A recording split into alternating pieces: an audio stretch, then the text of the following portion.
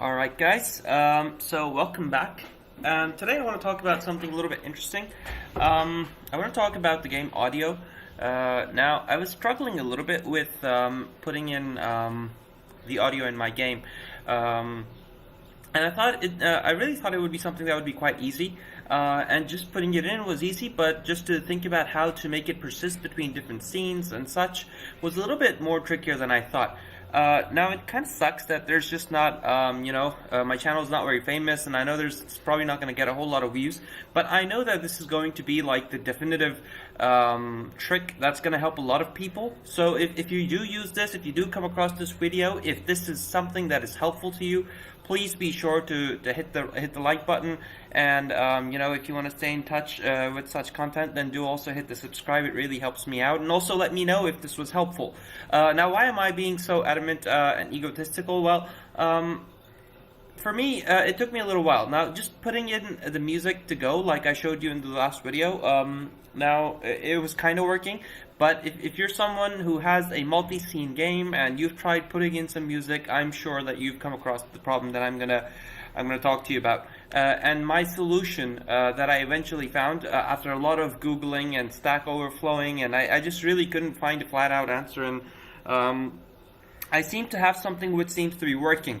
Now, this may or may not be the best solution, but this is the only solution I know right now. So I really wanted to share this with you guys, and I hope that this is helpful. Now, before I get into how to do this, let me show you what exactly this solution does, and for who the solution is for. Now, if you are someone who has a multi-scene game and you want your audio, background music or ambient music, etc. to persist throughout your scenes, so I have two scenes, my main menu and my gameplay, this solution is for you. If you want to have something like this here, if you want to have a mute and unmute button on your main menu or your gameplay scene or something like that, and you want it to, update and just pretty much remember the user's preferences, then this solution is for you. Now, if you're using a single page, a single scene game where you've got everything and you're just repositioning the menus and the player position and such, you probably do not need the solution, okay? That one is a lot more simpler, and I'm not really going to go into that right now. So without further ado, let me show you what I'm talking about, okay? So, just gonna hit the play button.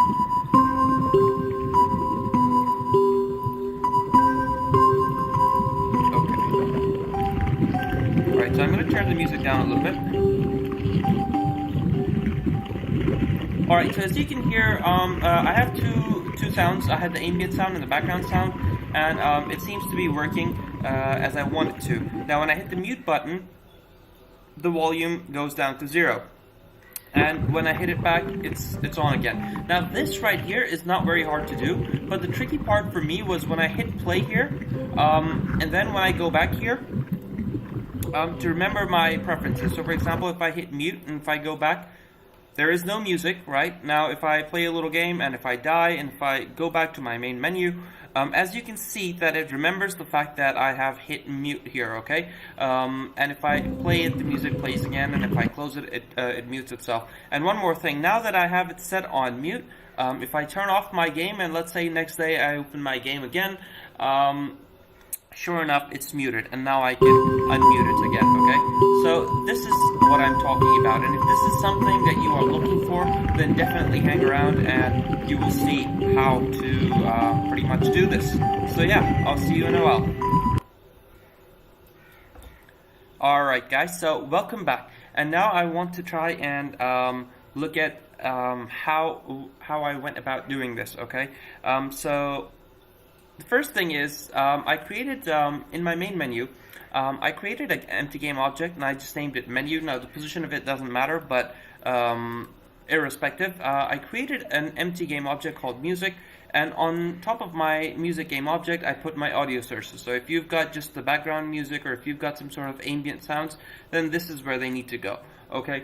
The next step was to create a script. I just called it music, and I attached it onto my game object. Now I'm gonna start off by looking at the music script, and the first issue is how do you when you simply make this music game object and when you attach the audio sources to it, and if you hit play, then what's going to happen is your audio is going to start playing, but when you change your scene, obviously your gameplay scene has no idea how to take care of the audio, so it obviously just turns off. There's no references, or there's no concept of music in your gameplay scene.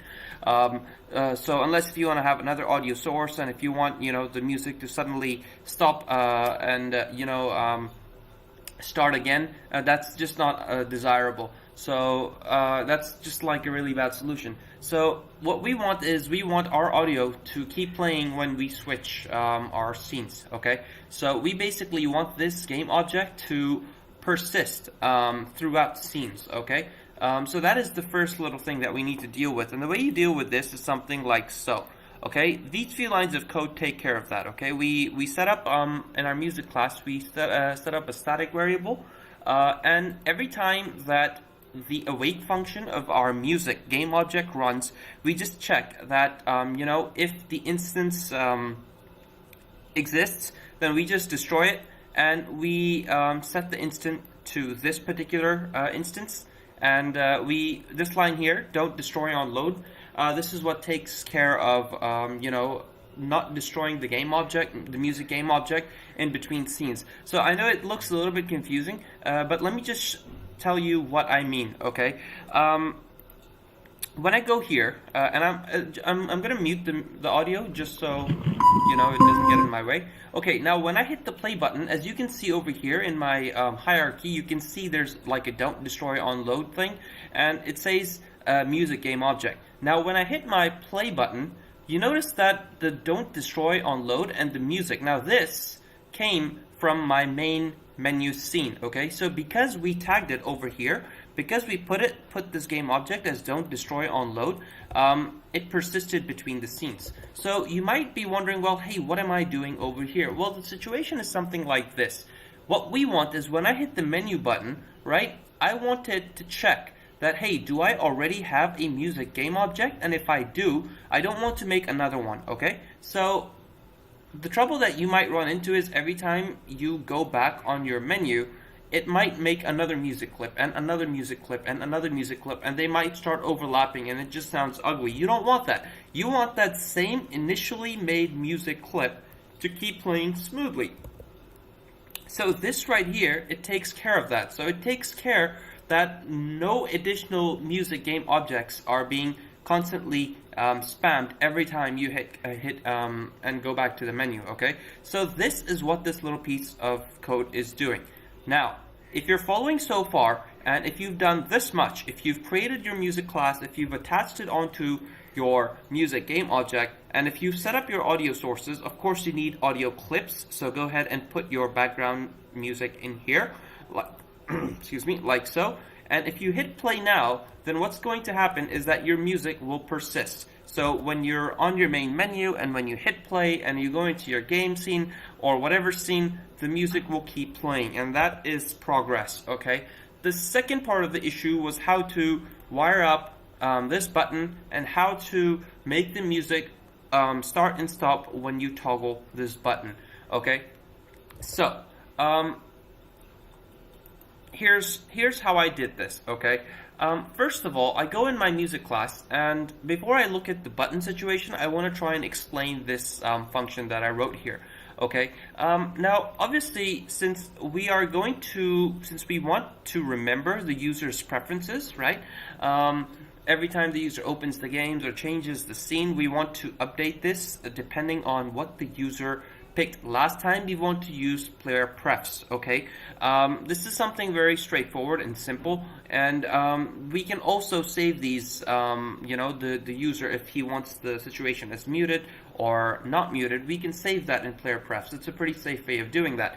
And if you've used player prefs before, then it's very simple. All I'm doing is you make a variable and a 0 and a 1, and you just save that in your player prefs, and just every time you need to update the UI, you just call again and you get integer, and you set it up. So that's what's going on over here.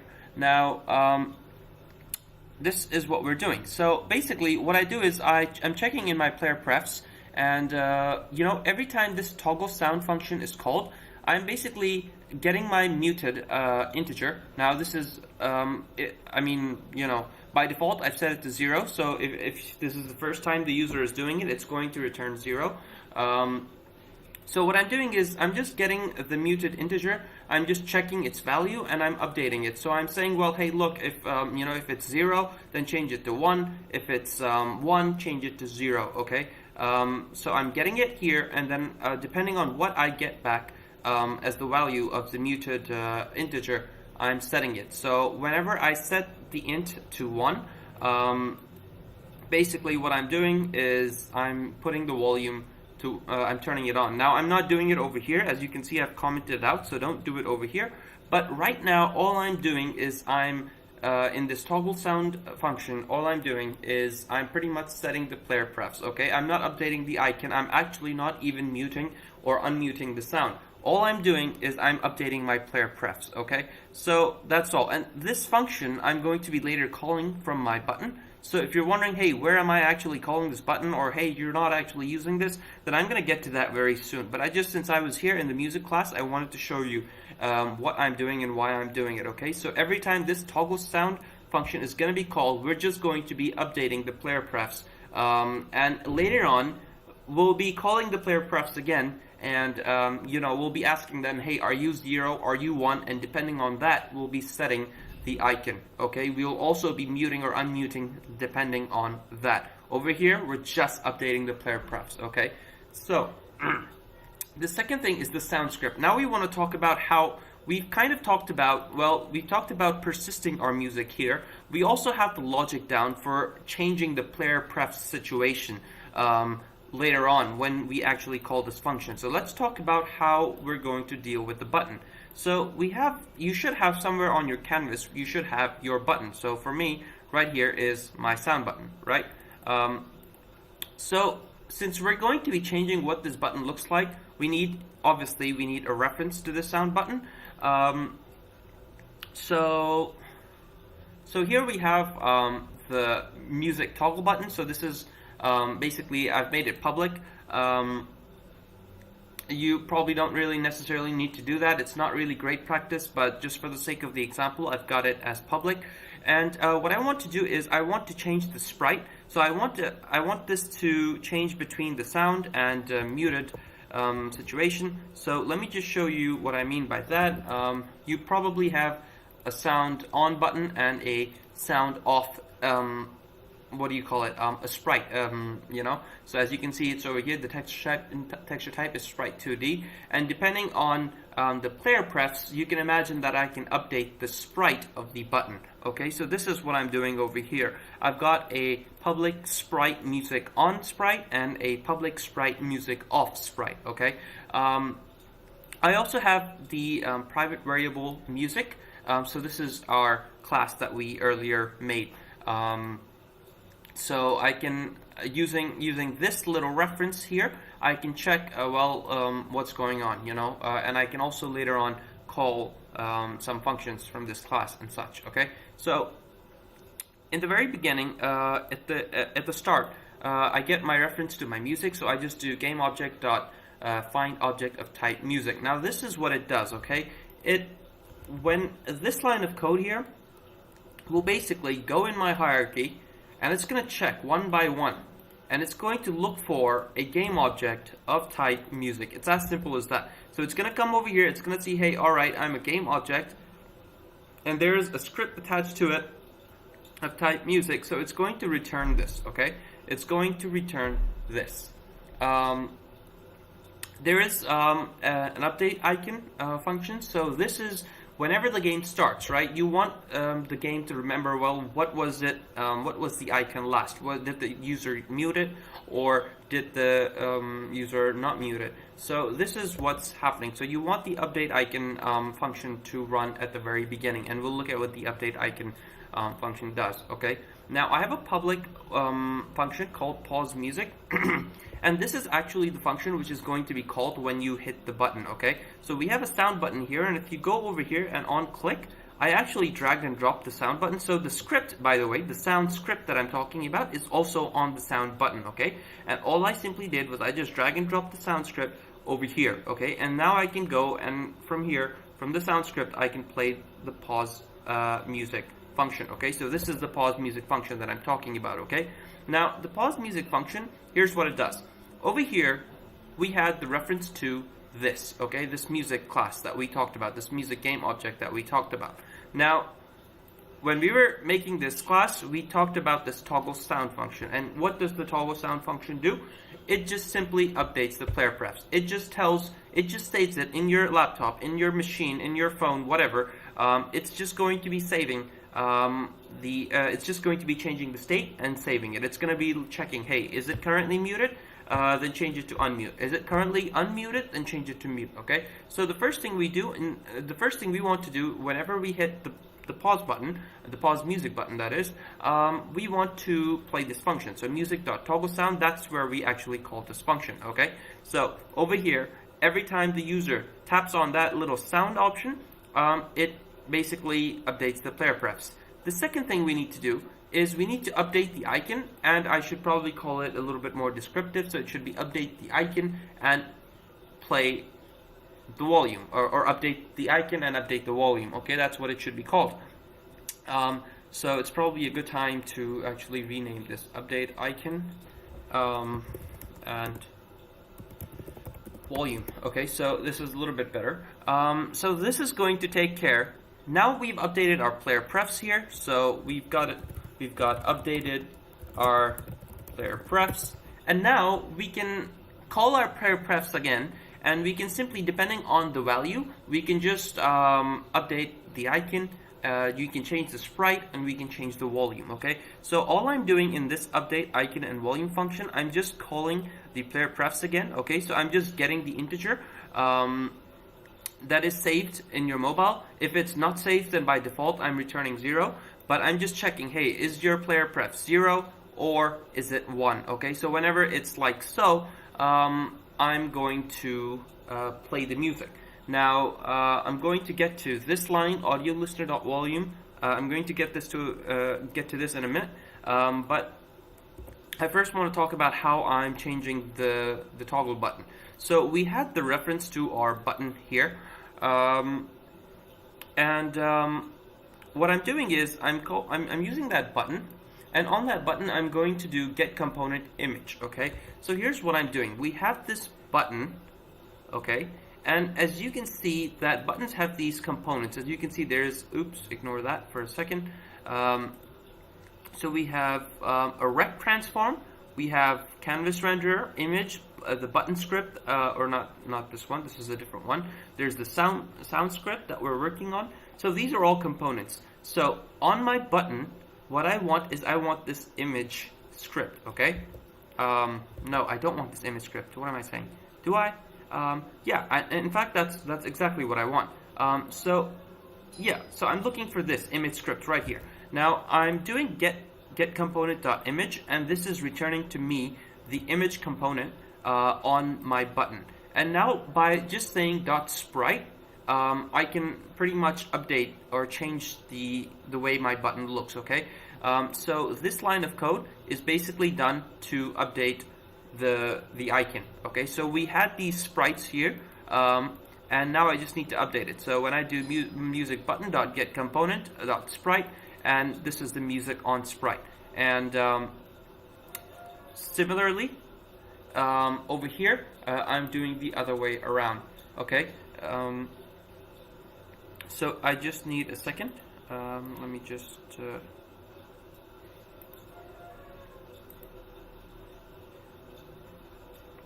alright guys, so sorry about that. I just needed to do something real quickly. Yeah, so we were just talking about how we're changing the sprites on the buttons. So this is how we're changing what the button looked like. Now we have everything, and the last thing we need to do is we simply need to change the volume. Okay, now in your scene you'll have an audio listener somewhere. Okay, so usually the place where you have the audio listener is on your camera. Okay, let's see if I can hover over it. Can't. Okay, so Yeah, so the audio listener is basically representation of a listener in 3D space. So this is really in charge of the sounds and what the volume of the sound specifically, and all I'm doing is when I just say audio listener like that, it automatically goes and finds the audio listener which is active in the scene, in this case on my camera, and it returns that, and by dot volume I can set the volume. So when I set the volume to 1, that means I want the music at full, full speed, full blast, and when I set it to 0, it means that I'm pretty much muting the volume to 0. So it's still running, so to speak, okay, but I'm just making its volume 0, which works quite nicely, I think, in with respect to this little project. Okay, so I think that is everything that I wanted to talk about. I just want to reiterate in case anyone is still confused. So we have an empty game object called music, and on this music game object, I'm actually setting my audio sources here, and I'm also setting the music script here, right? So the audio sources are the sounds, the source of our sounds, and the music script is basically making sure that they persist between the scenes. And also the toggle sound, the music script is also responsible for pretty much setting up the player prefs, and all the music script is doing is that it's just setting the player prefs. It's not changing the button icon, it's not actually changing the volume either. All it's doing is it's updating the player prefs, okay? And this works quite smoothly. I kept on, when I tried doing this it's a bit of a roundabout way of doing things, but when I tried doing it directly, what kept happening is every time I came back to the scene, I would, it would be resetting the scripts, and there would just be missing scripts and such every time, and it wasn't working. I'm sure if you're watching this video, then you have come across that problem, and I'm sure that this solution will help you. So yeah, I think that's all I want to say. As always, guys, do not forget to, if this helped you out, then please give me a thumbs up. It really helps me. If you think that you know a better solution, or if you can point me in a better direction, or something like that, if I'm doing something wrong, then also let me know. I do encourage you guys to comment. And yeah, if you like this sort of content, these little tips and tricks, as I'm learning them, I'm gonna keep on making some videos and talking to you guys about it. And if you like this, and if you want to stay, in touch, then don't forget to subscribe. And thank you so much.